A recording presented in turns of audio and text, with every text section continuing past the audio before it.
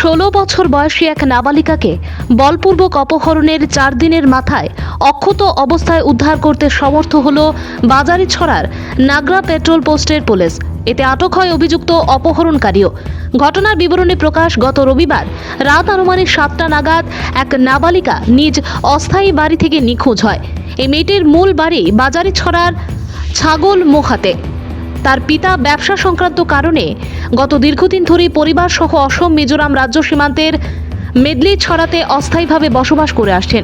ঘটনাটি ঘটেছে মেদলিছড়ায়। পরে এই কাণ্ডে নিখোঁজ নাবালিকার পিতা তার মেয়েকে কটামনি এলাকার 8 নম্বরের বাসিন্দা জাবির উদ্দিন ও আজমত আলী মিলে অপহরণ করেছে বলে স্থানীয় পুলিশে লিখিত অভিযোগ জানায়।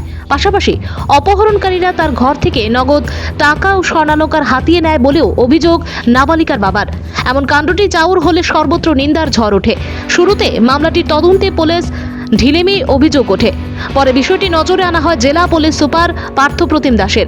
এতে ওনার নির্দেশে পরিবর্তে আদা জল খেয়ে তদন্তে নামে স্থানীয় পুলিশ।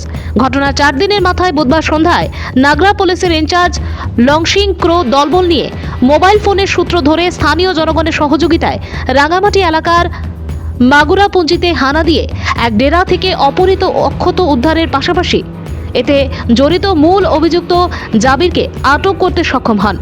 রাতে তাদেরকে আটক করে রাখা হয় বাজারিছড়া থানায়। পরদিন বৃহস্পতিবার অপহৃতা সহ অপহরণকারীকে আদালতে তোলা হলে নাবালিকাকে মেডিকেল চেকআপের পর তার বয়ান রেকর্ড করে আদালত। এতে নাবালিকাটি নিজ বয়ানে তাকে 3 যুবক মিলে গত কয়েকদিন ধরে বলপূর্বক ধর্ষণ করে বলেও স্বীকারোক্তি দেয়। পরে তাকে তার পিতার হাতে সমঝে দেবার পাশাপাশি মহামান্য আদালতের নির্দেশে ধৃতের ঠাঁই হয় জেল হাজতে।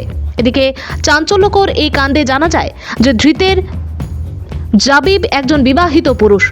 তার স্ত্রী সন্তান রয়েছে।